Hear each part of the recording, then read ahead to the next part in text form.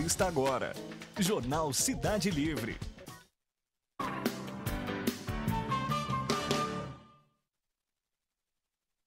Motoguia Honda Dream. Dê asas para o seu sonho visitando nosso showroom. Um show de altas cilindradas. Design, conforto e sofisticação. Boutique completa para a sua total satisfação. Motoguia Honda Dream. Mais que um sonho, uma realização. Motoguia Honda Dream. Itapetininga.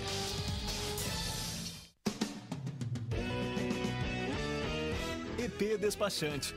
Referência há mais de 30 anos em Itapetininga e região. Oferece diversos serviços em um só lugar, sempre com agilidade e excelência no atendimento. Licenciamento, transferência, recurso de multa, defesa e renovação de CNH. EP Despachante, assessoria e consultoria que você merece. Rua Domingos José Vieira, 1142. Macato Concursos Públicos, o melhor curso preparatório do país, com corpo docente especializado, tecnologia de última geração e aulas com foco nos principais editais, cursos preparatórios para concursos, OAB e pós-graduação, carreira de analista judiciário e administrativo, atualização jurisprudencial com resolução de questões, carreiras policiais, fiscais e nível médio. Venha conhecer os nossos planos, descontos de até 50%. Macato Concursos Públicos, 3275-2626. Jornal Cidade Livre. Apoio cultural. Motoguia Honda Dream, mais que um sonho, uma realização.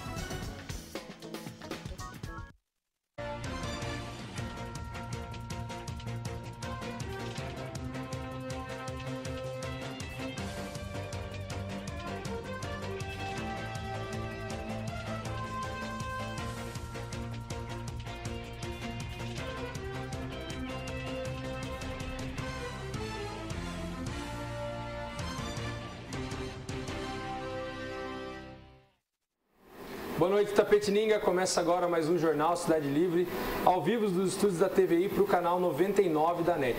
Lembrando que o programa de hoje também é transmitido pela internet no site www.tvitap.com.br, onde você pode se comunicar com os nossos convidados, mandar sugestões de pauta aí das nossas reportagens.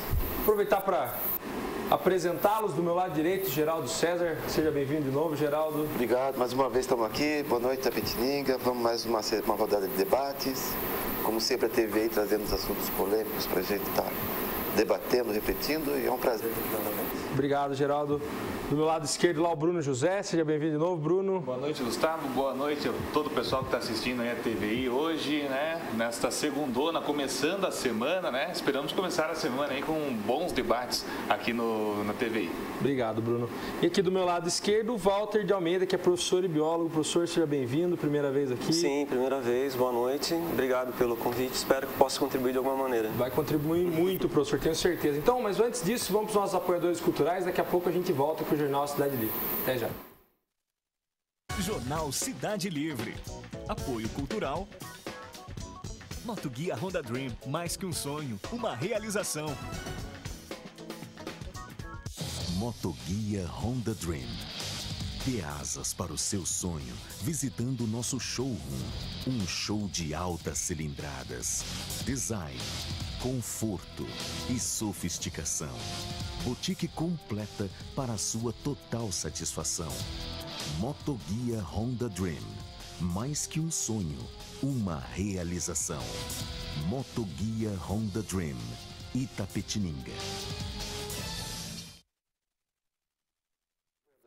Voltamos, Itapetininga, com o nosso Jornal Cidade Livre. Lembrando novamente que o nosso jornal também é transmitido pela internet através do site www.tvitap.com.br, onde é o seu lugar também de participar, de mandar sua sugestão, de mandar aqui ajudar a gente a debater os principais assuntos do dia. Sem perder tempo, já vamos para a primeira notícia. Saiu aqui na internet que médicos dizem ter curado o bebê com HIV. É o primeiro relato da chamada cura funcional de uma criança, raro evento no qual o doente não precisa mais de drogas para combater o vírus. Foi em Atlanta, nos Estados Unidos. Médicos norte-americanos afirmam ter curado um bebê do sexo feminino que nasceu com HIV depois de tratamento precoce com o coquetel antirretroviral. em um caso potencialmente pioneiro que pode oferecer esperança de erradicar a infecção por HIV entre as crianças. É uma notícia importante, Geraldo? Sim, todo avanço da medicina é importante, mas alguns apontamentos, não em termos de cura funcional, mas nós temos casos em que pessoas, seres humanos, já se demonstraram resistentes ao HIV, né? Existe o próprio coquetel, é uma terapia que avançou muito, né? Incrível, né? Porque uma doença nova, o impacto da AIDS, praticamente nós estamos aí com controle e uma qualidade de vida já estabelecida em função das tecnologias médicas e farmacêuticas. E, no entanto, doenças como tuberculose e outras doenças assim mais de terceiro mundo continuam no mesmo pé de 1950, sem praticamente o mesmo avanço, né? Eu acho que, em termos de AIDS, né, mostra o potencial sim, de tratamento, mas difícil acreditar que seja o primeiro caso. Já deve ter acontecido outros. Já deve ter acontecido outros casos, sim, em se tratando de criança, né? Professor, na verdade, o HIV não é uma doença tão recente assim, né? É uma doença que já tem algumas décadas. Por que essa demora em evoluir o tratamento, tentar encontrar uma cura?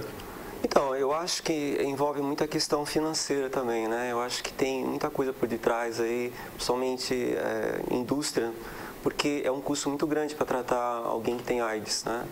Ou mesmo quem é soro positivo. Então, eu acho que essa notícia realmente é uma notícia interessante, mas como o próprio professor Geraldo disse, né? Nós temos, assim, outras doenças, como a dengue, por exemplo, né? Que é um problema mais sério. Agora, da AIDS é muito polêmico. Eu acho que a gente está muito no começo, tem muita coisa ainda para ser descoberta, mas é um passo a mais esse teste que eles fizeram. E aí, Bruno, o que você achou da notícia? Eu achei uma notícia muito boa, né? Uma notícia muito interessante. Que não seja o primeiro caso, eu creio que esses especialistas, esses cientistas já tiveram aí outros casos, com certeza com sucesso, só agora estão lançando aí. Mas eu acho que a questão da AIDS não tão importante quanto nenhuma outra doença, mas a AIDS ela é colocada na sociedade com uma certa discriminação. A pessoa que tem AIDS é uma pessoa que é diferente na sociedade, ela é vista diferente. Até mesmo como uma deficiente física, e não é, ela é deficiente crônica, né? Uma doença que não é física, né? Apesar dos riscos que ela traz depois, posteriormente, né? Vai acontecendo. Mas eu acho que a sociedade não está preparada para viver normalmente com uma pessoa que tem AIDS, que tem aquela doença, e isso acaba atrapalhando, acho que perante a sociedade, entendeu? Professor, o soro positivo já está inserido no mercado de trabalho totalmente, ainda tem essa discriminação? Não, acho que como ele falou, realmente ainda tem muita discriminação em relação a isso. Mesmo não sendo uma doença de contágio, assim...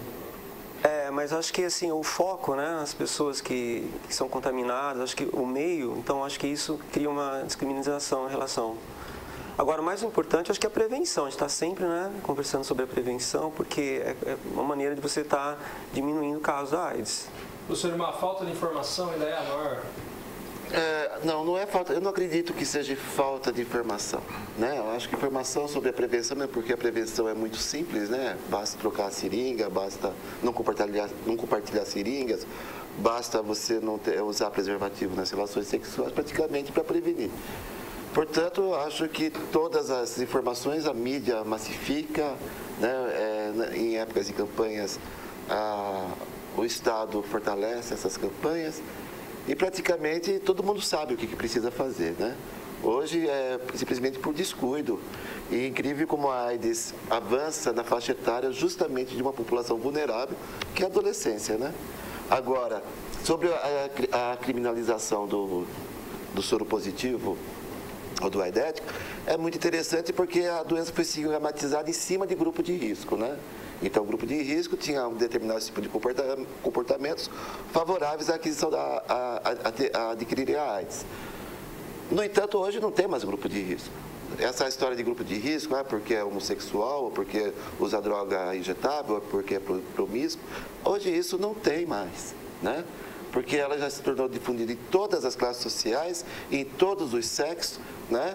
E a quantidade de casais estáveis estarem adquirindo AIDS, a mulher adquirindo AIDS através de marido, né? Que comete algumas promiscuidades e também se torna grande. Então, não tem mais grupo de risco. Não tem mais por quê? Se não é uma doença que exige o isolamento da pessoa, muito pelo contrário, né? A pessoa está capacitada. Acho que é injusto uma pessoa que adquire a AIDS, mas ela está cheia de seus sonhos, cheia do seu potencial, cheia do seu talento ainda para oferecer para a sociedade, né? Todo o seu potencial de contribuição, de repente é barrado por causa de uma estigmatização como essa, né? Ou ele ter que ficar se escondendo sobre sua vida, exercer sua, né? O seu direito de ser o que é, ou ser como está, né? Por conta de uma discriminação. Professor, e a escola, ela educa as crianças? Sim, né? Eu acho que principalmente agora na adolescência é uma fase super importante, né? Onde os contatos aumentam, tanto a questão em relação ao uso de drogas, como a questão de iniciação sexual. Então é muito importante a gente estar informando e até assim o público, né, diferenciando o que é um soro positivo e um aidético, né? O soro positivo, ele tem o vírus, mas ainda não apresentou os sintomas. Aí que está a questão, né? A pessoa, ela acha que está tudo bem, mas ela está com vírus e ela não sabe. Agora o aidético, ele já apresenta os sintomas, então ele já pode, né, ter o coquetel, pode ser medicado. Então o grande problema, eu acho, hoje em dia, é o soro positivo, porque ele não sabe, né, que tem, e aí ele pode estar transmitindo, passando esse vírus para frente, que esse é o nosso problema atual. E o HIV ainda é um dos piores males que a gente tem hoje, Bruno? Não. Você considera que já foi ultrapassado? Não, com certeza. Acho que o HIV acho que é uma doença que uma pessoa, infelizmente, está portando, assim como o câncer, assim como qualquer outra doença que a pessoa está sofrendo com aquilo, está lutando para sobreviver dia a dia. O HIV, uma pessoa que é portadora do HIV pode viver, pode trabalhar, pode estudar, pode ter uma família, pode ter filho, normalmente. Até a medicina, ela deixa que isso aconteça. Hoje existem pais, um pai que tem HIV, os filhos não têm HIV perante a medicina. Então, eu acho que a pessoa que tem HIV é como qualquer outra pessoa que tenha qualquer outra doença. Tanto câncer, que é uma doença grave, e a gente sabe que vai matando aos poucos, né?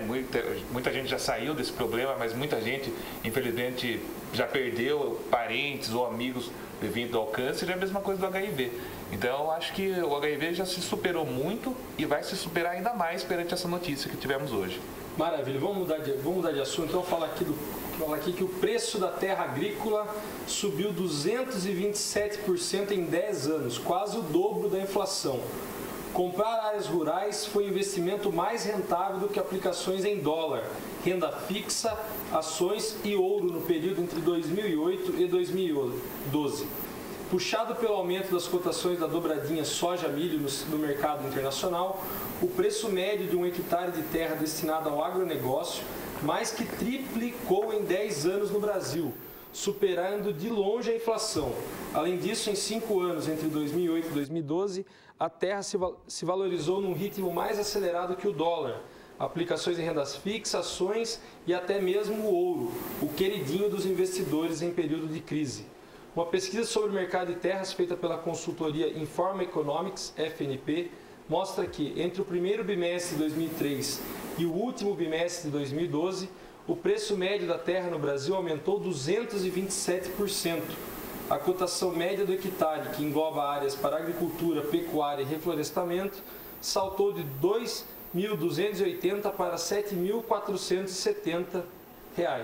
Nesse período, o preço da terra subiu 12,6% ao ano. Confirmou a especulação imobiliária no campo essa notícia, Jean? O grande gatilho para esse impulso é o agronegócio, né? E isso tem os seus revés, né? Eu acho que o agronegócio, ela vem favorecer, ela vem desenvolver um modelo de monocultura voltada para a exportação e em áreas gigantescas, né? Então, isso, por sua vez, ela tem um revés que ela permite o quê? A reaglutinação de terra e forçar um novo fluxo migratório do campo para a cidade, né? Eu acho que isso tem que ser visto com muita... Não é motivo para se comemorar no Brasil, né? Eu acho que nós temos, sim, que produzir para exportar, temos que produzir com qualidade, mas nós temos que democratizar mais essa produção rural, né? Então, eu acho que tem que ter mais brasileiros produzindo, e não brasileiros ou estrangeiros com mais terra produzindo, né? E em nome desse agronegócio é que nós estamos assistindo a reforma do Código Florestal. É em nome de agronegócio que nós estamos vendo aí produtores sendo inocentados de acusações de trabalho escravo, de assassinatos, de opressão em movimentos populares e, sobretudo, do trabalho infantil e do desmatamento, né? Então, você vê aí essa leva de anistia em função ao tal do Código Florestal, está entrando um monte de produtores que tem processo, inclusive, por trabalho escravo, né? Mas por que está entrando? Porque ele entra junto com um grande grupo que está lá produzindo 600 mil, 708 mil, 1 milhão de hectares de soja, 1 milhão de hectares, né? Hoje você olha o mapa do Xingu, por exemplo, o Xingu, que era uma grande reserva indígena, né? Motivo de orgulho do brasileiro. Hoje você olha a reserva daqueles índios lá, é uma ilha verde dentro de um mar de soja, né? Pô, qual o impacto que isso tem? E por outro lado, torna o quê? O agronegócio um grande empreendimento viável, né? Em função do agronegócio, os latifúndios começaram a produzir, porque tem financiamento de BNDES e tudo, né? E, terceiro lugar, em função dessa produção, diminui o processo de redistribuição de terra, né? Então, nós começamos, isso não resolve, isso não é assunto para comemorar a questão fundiária do Brasil. Concorda, professor? Concordo, eu acho que a questão assim, é mais a produtividade, né? A gente tem tanta terra aí improdutiva, em questão disso até o desmatamento está aumentando, mas assim, eu acho que não é necessário, né? A gente pode produzir mais do que nós já temos. E essa questão agrária tem o lado social e o lado ambiental, as duas coisas caminham junto, né? E essa notícia, ela valoriza mais o lado social, porque é a parte sim, do custo financeiro, né? E o lado ambiental, né?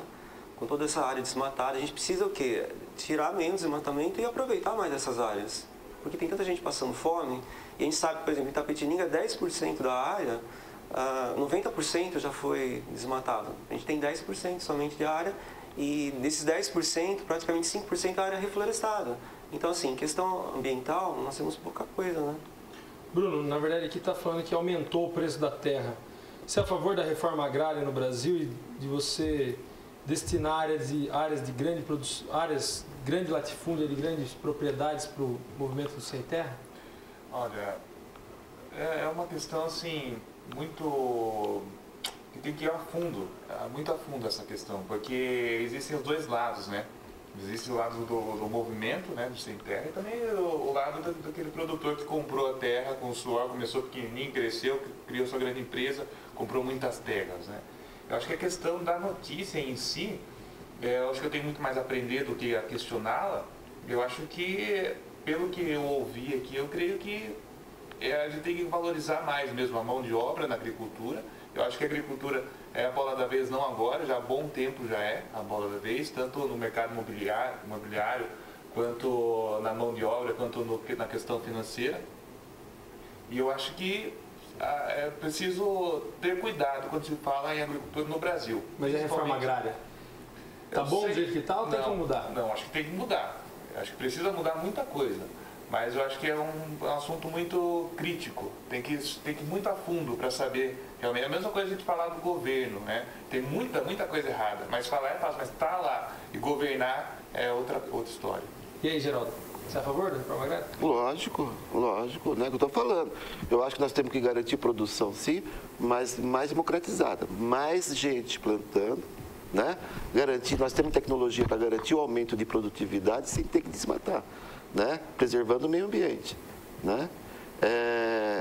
Agora, quando você desmata, imagina o impacto que provoca milhões de hectares sendo bombardeada por apenas um tipo de agrotóxico, porque a semente é transgênica. Imagine o fluxo de dinheiro que nós estamos canalizando para uma única indústria em função dessa produção, desse volume de produção de soja. O Brasil disputa com os Estados Unidos a primeiro lugar no ranking de produtor de soja, né? Para a produção animal ainda. A soja é voltada para a produção de ração animal, não é para alimentar diretamente o ser humano, né? O milho, basicamente, ele tem uma aplicação... O milho é o ouro, né? É o ouro. Ele tem... Para o pequeno produtor, ele serve de tudo. Se não serve para alimentar os animais, serve para vender, se não serve para vender, serve para o agricultor comer, né? Mas o milho mesmo no mercado mundial também é produto para a indústria, é matéria-prima para a indústria de tirar produtos derivados do milho. Então, praticamente, você tem um aumento, uma explosão que não é voltado para o alimento, né? Para realmente, como disse o Walter, para resolver o problema da fome. E mesmo porque o problema da fome é muito mais social do que de produção, né? O problema da fome é o acesso ao alimento, é a má distribuição de renda que limita, né, o acesso do indivíduo ao alimento. E no Brasil nós temos um caso assim, que é estrondoso de perda de safra, em função de transporte, em função de colheitas, em função de N fatores, que estima-se que 25% da safra é perdida até o seu destino final. Professor, é possível fazer uma reforma agrária no país? É necessária primeiro e se é possível? Eu acho que é necessário e é possível. Só que eu acho que tem que ir pelo lado também da agricultura familiar, né? A gente não pode esquecer disso. Assim, as pequenas propriedades que realmente abastecem, né, os grandes centros, ou pequenas cidades também. E a questão da agricultura familiar é que tem um lado da agroecologia. Então a gente sabe que normalmente a agricultura familiar trabalha mais com a qualidade dos alimentos, né? Então acho que também está pensando nesse sentido, não só uma reforma ampla. Qualidade dos alimentos sem uso de agrotóxicos. Exatamente, isso é super importante, né? Não só para o lado da saúde, como o lado ambiental, as duas coisas caminham junto, né? Eu acho que a gente nunca pode separar as pessoas, os recursos naturais e o planeta. Tudo é em equilíbrio, né? Mas é possível haver o progresso sem progresso com o meio ambiente? Desenvolvimento sustentável. Eu acho que é aí que está a nossa grande luta, eu acho que é essa, né? No dia a dia, falando em termos de terra, como conciliar isso? A gente já tem algumas experiências positivas, né? Eu acho que a gente consegue, sim, isso é possível. É tem possível? Que ser, né? Eu acho que sim. Eu concordo com o professor sobre a agricultura familiar. Eu acho que estamos caminhando bem, mas pode melhorar. Pode melhorar bastante, mas eu acho que estamos sim indo por um caminho bom. Eu espero que cheguemos até lá, né? Para terminar esse assunto, uma pergunta para os três, só se você é a favor da limitação do acesso à terra? Lógico. Né? No Brasil não há essa limitação. Não tem essa limitação, nós precisamos realmente ter um módulo em que a pessoa pode ser, inclusive, para regulamentar a reforma agrária. Né? Agora, eu queria lembrar aqui que o Walter também colocou um tema importante, que é a questão da agricultura familiar e da agroecologia, que nós temos experiências aqui em Itapetininga que nós não conhecemos. Né? No assentamento do Carlos Lamarcas, né, entre Sarapuí, ao lado de Sarapuí, nós temos lá 11 famílias praticando agricultura agroecológica. Né? E estão se organizando agora para fornecer as cestas de produtos com mantimentos para uma família de 4, 5 pessoas, para uma semana, com produtos de hortifruti granjeiros, um queijo, outras coisas também, para quem estiver interessado. Então você já vê aí também, né, um impacto positivo da reforma agrária no sentido de qualificar a nossa alimentação. Né? Então isso é a prova de que a reforma agrária funciona, né? É prova de que o MST está no caminho certo, desde que esteja relacionando, pensando em termos de desenvolvimento sustentável, de produção sustentável. E eu acho que realmente nós temos exemplos positivos. Não multiplicamos, não espalhamos porque não queremos, porque falta vontade política. Maravilha. Vamos mudar de assunto aqui e falar agora que o primeiro encontro pré-conclave teve 142 cardeais presentes no Vaticano. Líderes ficaram mais de 3 horas e meia discutindo destinos da igreja. Os cardeais da Igreja Católica encerraram nesta segunda-feira, dia 4, por volta das 13 horas, a primeira das congregações gerais que precedem o início do conclave para eleger o novo Papa, que vai suceder o agora Papa Emérito Bento XVI. O encontro no Vaticano durou cerca de 3 horas e meia, com meia hora de pausa, e aí diz que de 142 dos 207 cardeais compareceram, 103 deles são votantes, segundo o porta-voz do Vaticano, aí, o Federico Lombardi. Você acha necessário um Papa não europeu, Bruno? Olha, eu acho que é um assunto sobre a Igreja Católica. Eu acho que a Igreja Católica acho que é uma das maiores igrejas, né? Ela é a maior igreja, né? De todo o planeta praticamente. E eu acho que a questão de ser Papa europeu, eu acho que isso acaba sendo até discriminação, porque poderia ser brasileiro, poderia ser qualquer outro Papa. Eu acho que se é um dom se é uma coisa de Deus, se é um dom divino, se é alguma coisa que realmente é Deus no céu e o Papa na terra, eu acho que isso é independente de onde vem.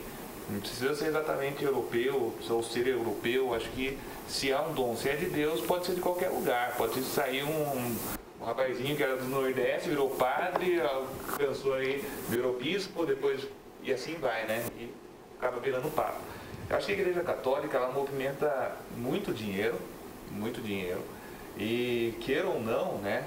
E movimenta também dinheiro entre eles. Não que eles ganhem alguma coisa, isso eu sou totalmente por fora, e eu acho que a Igreja Católica, como não é a religião que eu sigo, então eu acho que eu nem tenho muito o que falar.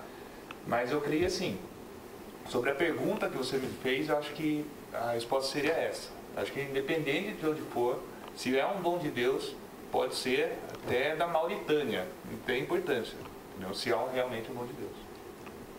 Importante ainda a figura do Papa para o mundo, professor, ou não mais? Eu acho que sim, né? Eu também não sou católico, mas assim, eu acho que o mundo está esperando, né, esse resultado, porque realmente dependendo da pessoa que for agora assumir, eu acho que vai ter um papel super importante, mas eu acho que é a transformação, né? A igreja também ela passa por transformação como tudo, então eu acho que talvez seja um momento de repensar né, essa renúncia do Papa, talvez seja um momento sim realmente para a igreja repensar um pouco. Geraldo, eu sei que você adora se abster desses assuntos, mas antes de eu perguntar uma bem polêmica para você. As constantes denúncias de crimes aí sexuais dentro da igreja perdem um pouco a credibilidade? Ou são fatos isolados? Ah, tem nada a ver claro. com a instituição? Não, é claro que perde, faz com que a instituição perca a credibilidade, mas eu acho que esse não é o principal motivo da renúncia do Papa. Né? Qual é o principal motivo disso? Eu acho que tem a questão econômica, tem um conjunto de corrupções dentro da igreja, né? É um conjunto também de posturas conservadoras, extremamente conservadoras, que não acompanha a dinâmica do mundo e está se reformulando. Né? Ó, o catolicismo está perdendo fiéis para todas as religiões. Né? O islamismo, olha, se você fazer uma projeção aritmética simples, né?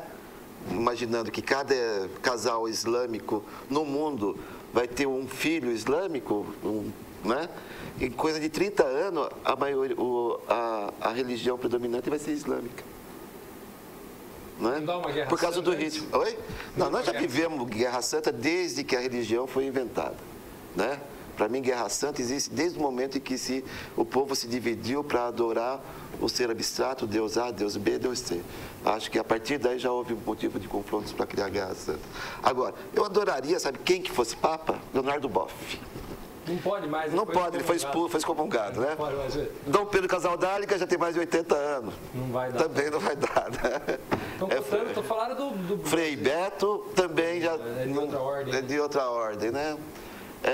Estou falando do... comunista, resumindo, o Vaticano não será comunista já. Exato. Não, mas acontece que eu acho que a reformulação que a igreja tem que ter é no campo ideológico, sim, é no campo econômico, sim, e principalmente na relação com as ciências.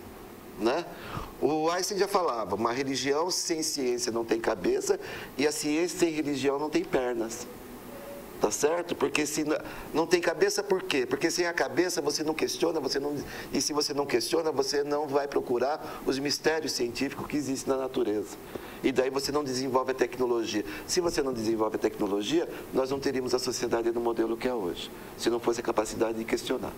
E também a ciência não teria a perna, porque também a ciência não teria o princípio ético, moral, espiritual, de conduzir a ciência para o bem da humanidade. Né? Junto, então tem que caminhar junto, né? E não um ser obstáculo do outro. E a igreja tem que se abrir a essa nova realidade mundial, aí, o casamento entre homossexuais, algumas correntes do aborto.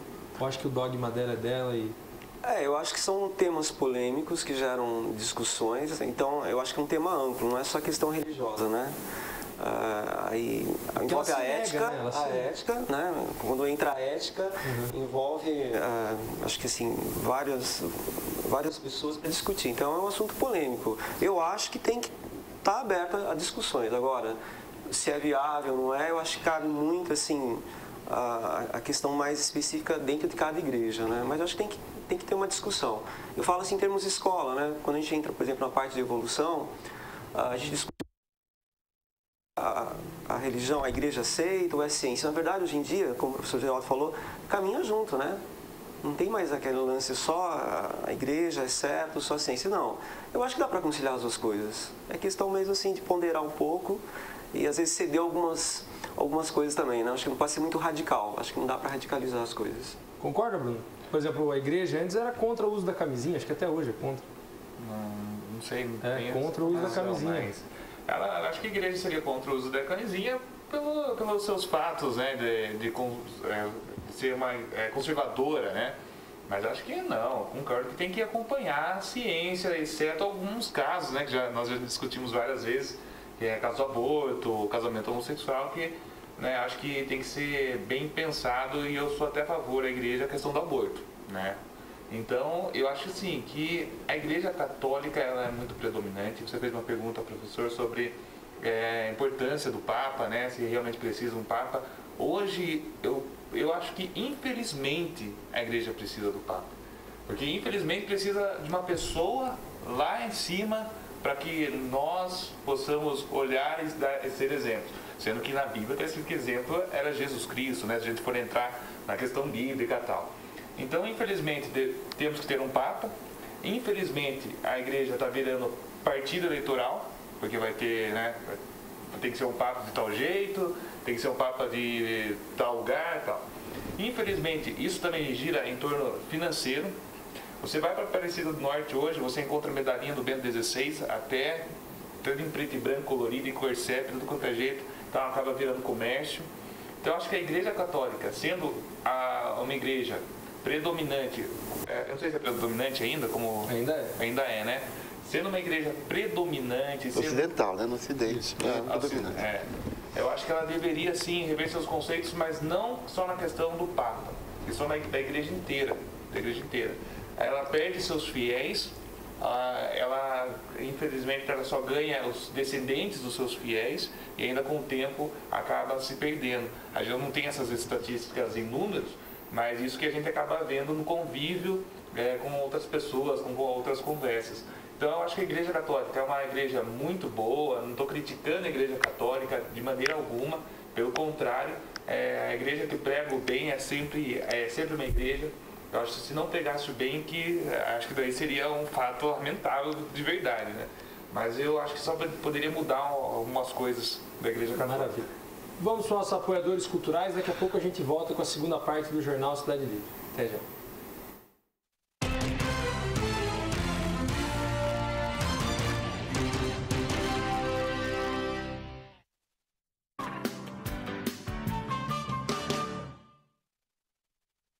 Macato Concursos Públicos, o melhor curso preparatório do país, com corpo docente especializado, tecnologia de última geração e aulas com foco nos principais editais, cursos preparatórios para concursos, OAB e pós-graduação, carreira de analista judiciário e administrativo, atualização jurisprudencial com resolução de questões, carreiras policiais, fiscais e nível médio. Venha conhecer os nossos planos, descontos de até 50%.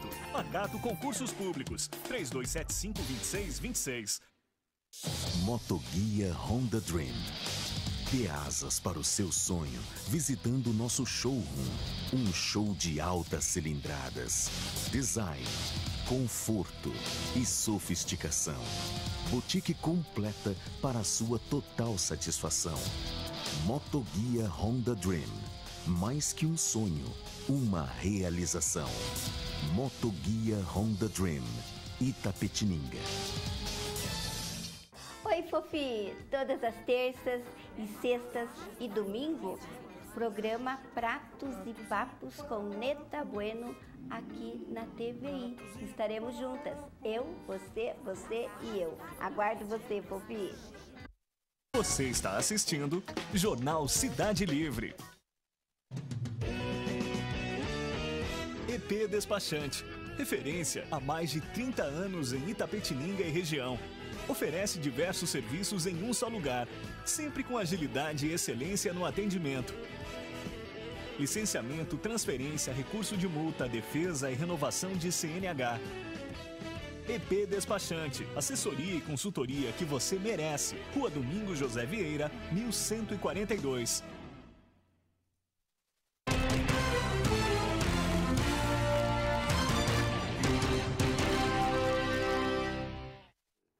Voltamos, Tapetininga, com o nosso jornal Cidade Livre. E lembrando também que o nosso programa está sendo transmitido pela internet ao vivo através do site www.tvitap.com.br, onde embaixo do vídeo tem lá o link Participe. Lá você pode mandar sua mensagem, sua sugestão, enfim, o que você achar melhor aqui pra gente cada vez fazer o jornal melhor da maneira como vocês gostam. Vamos para a notícia aqui de Tapetininga, que polícia investiga envenenamento de animais ocorridos na Vila Bart.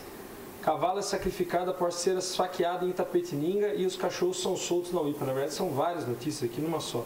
Nos últimos 45 dias, Tapetininga sofreu com diversos casos de maltratos aos animais. Noticiados na imprensa da cidade e pauta na sessão da Câmara, soluções a médio prazo ainda não foram colocadas em práticas. Vivemos um período no qual o ser humano cada vez mais está se desligando da natureza e, consequentemente, ferindo animais? É verdade isso, Sam? Máximo ou não? Olha, não é o ser humano se distanciando, não é o ser humano ferindo animais. Isso é coisa de maníaco, isso é coisa de gente louca, de psicopata. Então não podemos generalizar em termos de humanidade, né, esses fatos. São fatos isolados, feitos por pessoas isoladas, que se divertem à custa do sofrimento. Não tem a coragem de enfrentar o ser humano que reage, então enfrenta um animal muitas vezes preso, muitas vezes numa condição muito inferior à dele, né? Ou fragilizado, ou enfrenta o ser fragilizado, para saciar o seu sadismo, único e simplesmente isso, né? E eu acho que essa história da UIPA, por exemplo, foi uma mensagem clara, foi, sabe, uma ameaça clara, né, ao povo que realmente está condenando, está defendendo o direito animal dentro da nossa sociedade, né? Então, isso, para mim, é o motivo, é o principal escândalo que não pode ser esquecido, né? Professor, sempre, cada um já teve uma vizinha que gostava de envenenar gato, muito comum, né? Às vezes as pessoas envenenam gato, não gostam de gato, envenena gato. A Tapetininga tem aí muitos casos agora recentes dessa crueldade com animais. Será que falta política municipal mais incisiva nessa área? Com certeza, eu acho que essa notícia é muito triste, acho que para toda a cidade, né? Isso não é de agora. Esse problema que a gente tem com relação aos animais domésticos que ficam nas ruas, né? Mas eu acho que assim, a principal palavra acho que é responsabilidade, né? Acho que quando você tem um animal de estimação, você tem que cuidar pro resto da vida. Não tem essa história de ficar soltando na rua. Acho que começa por aí entra a educação, né? Das pessoas e também a parte humana. Onde está a humanidade nisso aí? Né? Então é realmente uma notícia triste e a questão política, a gente precisa estar revertendo esse processo. Não dá mais para continuar assim. Bruno, muitas notícias lá, muitas denúncias na rádio sobre isso? Eu acabei até lendo hoje cedo a notícia sobre o cavalo aí, o cavalo que foi esfaqueado, né? Na verdade, esse cavalo pertencia a um senhor que comprou esse cavalo e ele comprou para a neta poder brincar com o cavalo, andar no cavalo. O cavalo acabou fugindo, o cavalo conseguiu abrir o portão e fugiu, só que estava ali nas imediações por ali e um outro cara que estava drogado passou por ali, brigando com outro cara, e entrou na casa, pegou uma faca, começou a esfaquear o cavalo, dizendo que faria isso com o mesmo cara. Então, a mesma coisa que estava fazendo o cavalo ia fazer com o cara. Então, essa questão do cavalo, foi um cara drogado que foi lá, esfaqueou o cavalo, um cara totalmente irracional, o cavalo era muito mais racional que ele nesse momento. É surto psicótico. O cara estava totalmente... E ele pode realmente, em qualquer momento, fazer isso com o ser humano. Com o ser humano. Olha o porte do cavalo, né? O cara tem coragem de ir lá esfaquear o cavalo, né? O cavalo andou em média 100 metros aí, não aguentou, morreu. Só que aí, nessa notícia, eu puxei dois pontos, dois assuntos, vou tentar ser o mais breve possível. Primeiro, sobre a UIPA. A UIPA, os moradores ligaram para a UIPA e a UIPA deu a informação que estava sendo desativada. Quem tem essa informação? Ninguém tem essa informação. E isso que está no site do G1. Essa matéria eu vi hoje cedo. Então, a UIPA está sendo desativada e ninguém sabe. Segunda questão, chamaram o bombeiro. Ligaram para o bombeiro disse que eles não tinham veterinário, e não encontraram nenhum veterinário naquele momento. Uma outra pessoa passando de carro viu o que estava acontecendo e acabou ligando para um veterinário. O veterinário foi lá, em média de 1 hora, e decidiu que teria que sacrificar o animal. Então, a gente vê uma junção de coisas não sei se seriam erradas ou mal organizadas. A UIPA não tem o veterinário. O problema da UIPA não é de hoje, né? O problema de UIPA é há anos. O problema UIPA, né? Isso já não é nenhuma instituição, mas é um problema para a cidade. Segundo o bombeiro, não poder fazer nada. Poxa, um animal que era cuidado, não era um animal que estava solto, aí o bombeiro não pôde fazer nada. E a terceira do cara tá drogado no meio da rua com uma faca, andando com uma faca na mão, e a polícia militar, não sei se chamaram, não sei se não chamaram, isso não tinha na notícia. Uma outra questão que quero chamar, um ponto interessante que eu gostaria de comentar com vocês, é que há umas 2 semanas atrás, além dessas 3 notícias que você deu, Gustavo, tivemos a notícia também que um pitbull mordeu um menino e um policial deu um tiro no pitbull e o cachorro morreu. O policial estava respondendo pelo crime, virou crime. A mãe do menino fala que é um anjo da guarda policial por ter tirado um cachorro. É certo ou errado? Nossa Senhora. Essa informação estava no site. Até conversei com outro policial e conversamos sobre isso. O pitbull estava dentro da casa, era bem cuidado, só que atacou o menino. O vizinho, que era policial que não estava a trabalho, foi lá, viu, não conseguiram soltar o pitbull da perna do menino, não conseguiram. Não 80 pontos. E é toneladas, né? A mordida de um pitbull é não sei quantas toneladas lá. Aí o policial deu um tiro na cabeça. E agora o policial está respondendo. Isso é certo ou errado? Então olha quanta coisa, se tratando de animais, a gente tem aqui na nossa cidade. Questão de controle de cachorros e gatos é um assunto que dá uns 4, 5 programas. Então, Exato. Professor, antes de mudar de assunto aqui, você acha que a causa animal ficou muito restrita aos animais domésticos? Esquece um pouco dos animais de fauna aí? No caso lá da Silvestre. Os animais silvestres. Poderia explicar um pouco também do seu trabalho lá no... Eu acho assim, que as duas coisas caminham juntas, né?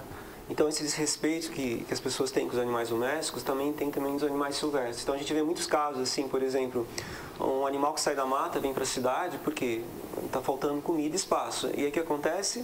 A pessoa normalmente mata esse animal, né? Um animal silvestre, mas assim, na verdade nós que estamos invadindo o ambiente dele e não vice-versa, né?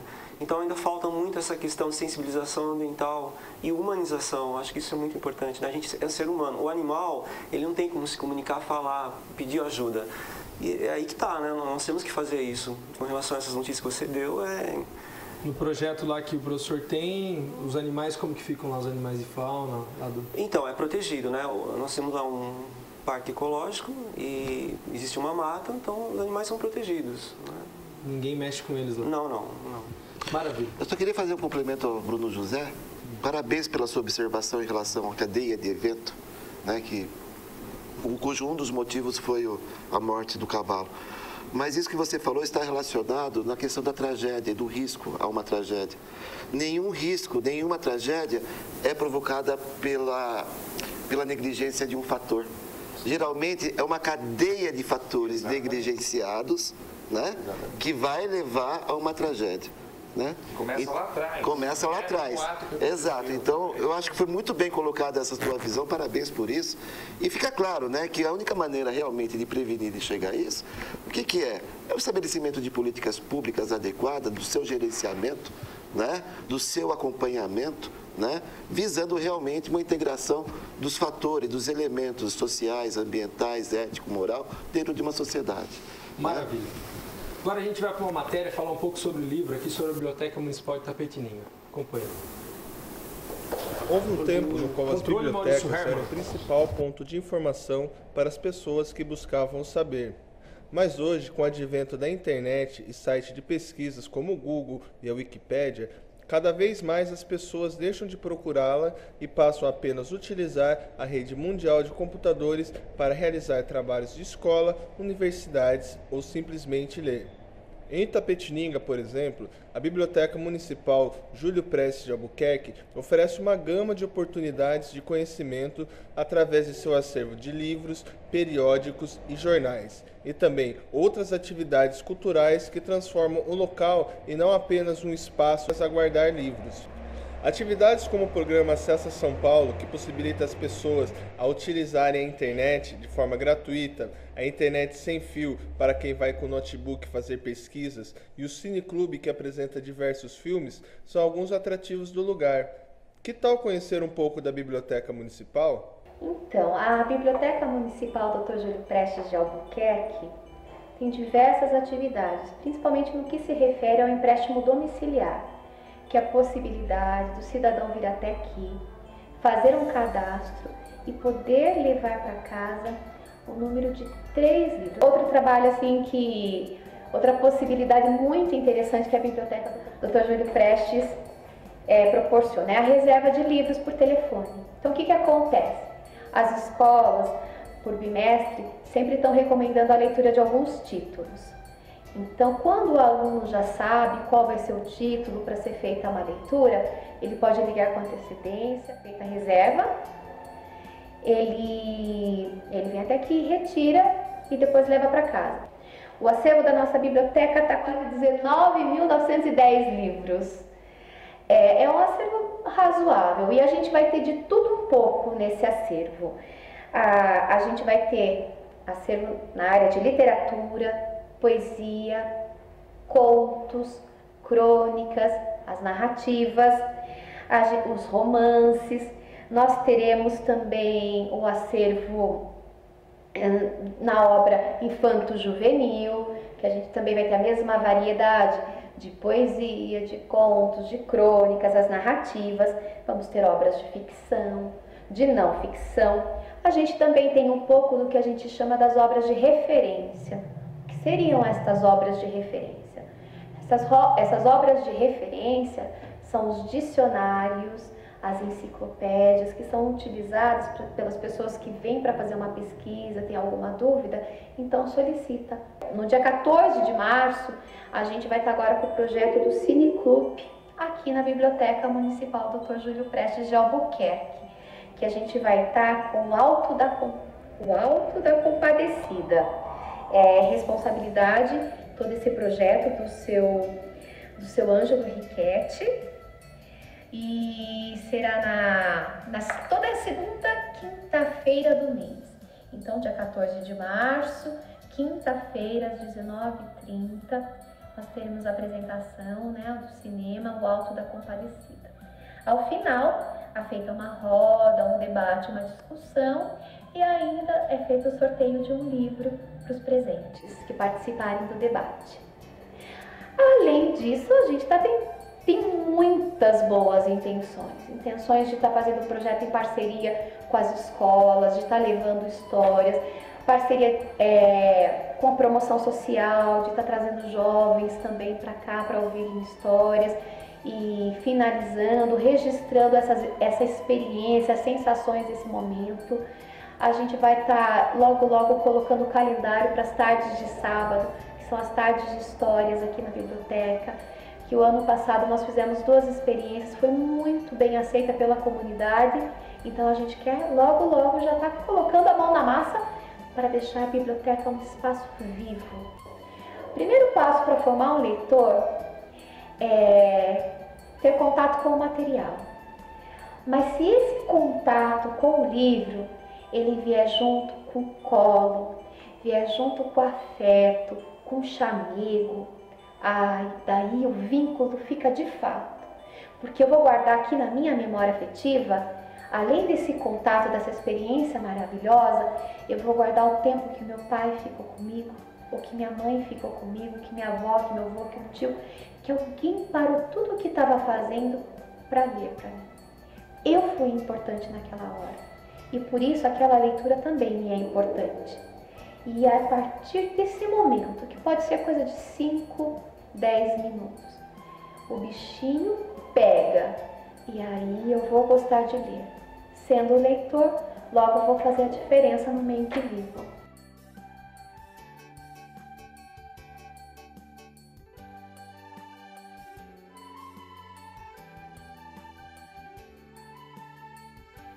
Então aí, essa é a nossa biblioteca municipal. Lembrando que para fazer o cadastro lá é preciso de RG, CPF, comprovante de residência e registrar um telefone de contato e e-mail se a pessoa possuir.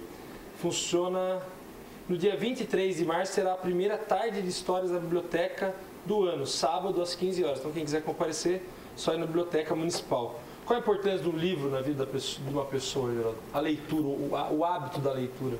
Olha, eu acho que O livro, por incrível que pareça, ela tem a capacidade de abstrair, de formar, de criar, melhor do que qualquer outra mídia que exista. Porque ela permite, ela dá liberdade para que o leitor se insira na obra, na aventura, no texto, que o leitor crie o seu cenário, crie suas cores, crie suas sensações, porque a única coisa que você tem é o texto. E na medida em que você mergulha naquele texto, você vai criando todos os outros elementos. Então, não só o exercício de leitura, de domínio da nossa linguagem, né? Mas também para o processo de desenvolvimento do raciocínio. Eu acho que nós passamos a emburrecer a partir do momento que você assiste mais televisão e lê menos livro. Não fale isso. Pelo menos no jornal Cidade Livre às 6 horas, vocês assistem. Professor, por que as pessoas deixaram? Não é mais um hábito ir à biblioteca, não? Então, eu acho assim, para resumir, né? Por exemplo, as escolas. Eu acho que na entrada da escola deve ter uma biblioteca, toda escola. Normalmente nas escolas o que acontece com as bibliotecas? Elas ficam no fundo, distantes. Então o que acontece? O aluno ele não tem esse estímulo. Então acho que a gente tem que valorizar sempre a leitura. E a gente não tem, infelizmente, esse hábito ainda no Brasil. Bruno, falta as escolas públicas incentivarem mais os alunos? A sua época de escola, como que é? A minha época era a sua época, né? A gente jogava bola. Né? Eu era um bom jogador, cara. Eu era um bom jogador. Na nossa época, né? A gente estudou sempre em escola pública e tal.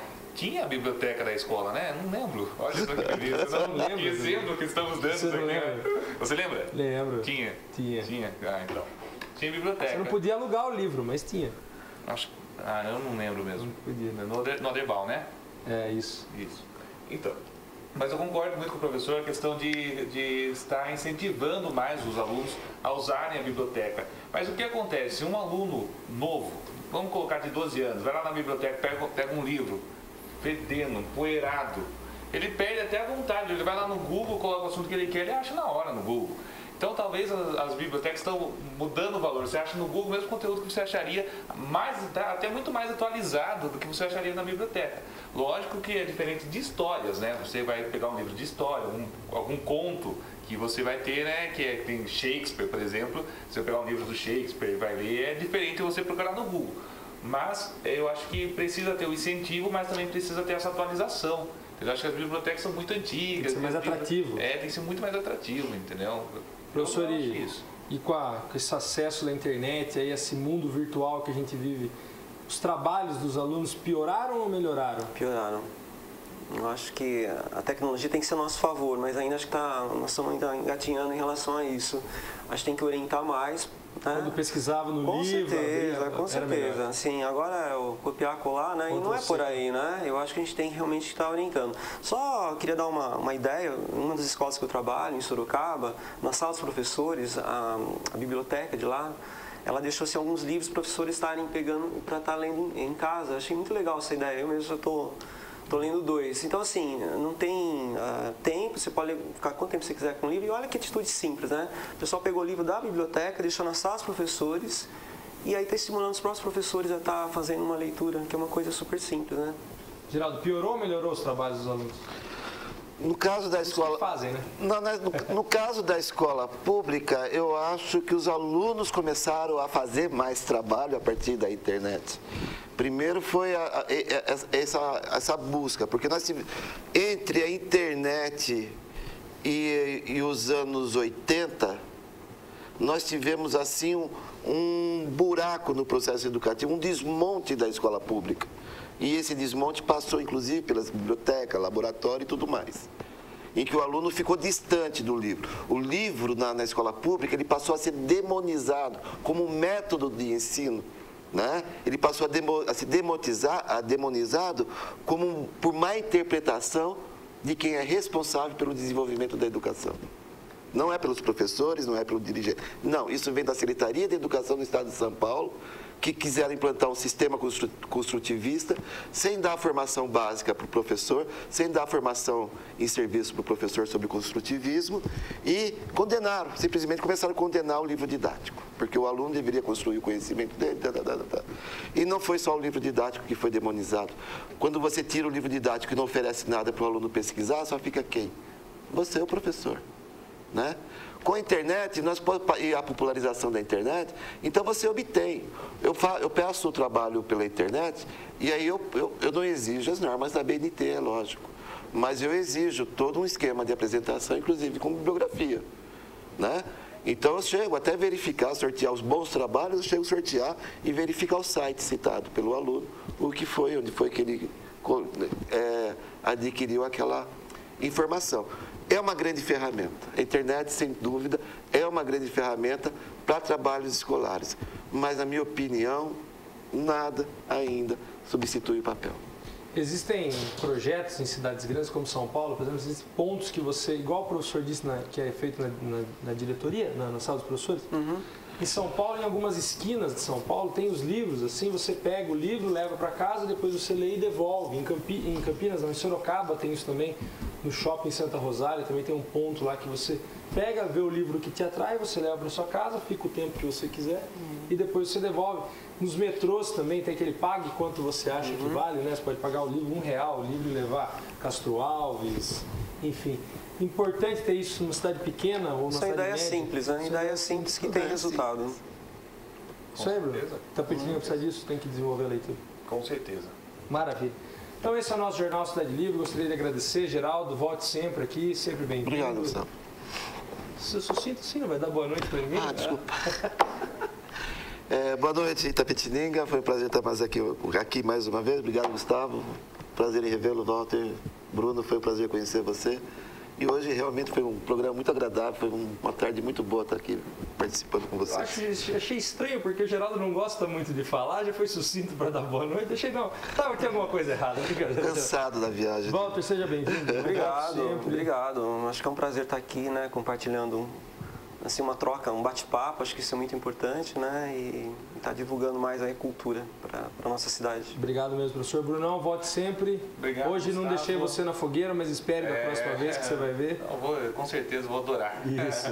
Mas muito obrigado, Gustavo, obrigado à TVI. E quero aproveitar, como sempre, pedir para você, telespectador, que ouça também o nosso programa de segunda a sexta, das 7 às 8 da manhã, na Rádio Superdifusora. Um programa bem legal, com bastante informação. As primeiras informações do dia a gente está anunciando lá no nosso programa. Manhã total, das 7 às 8 da manhã. E também o Bote a Boca no Trombone, junto com a Tuti, a nossa queridíssima Tuti, das 10 ao meio-dia. Eu, junto com a Tuti, Codorna, botando a boca no trombone de verdade na Superdifusora 970 AM. Posso falar o site também, rapidinho? Pode, já faço o merchan completo. Já.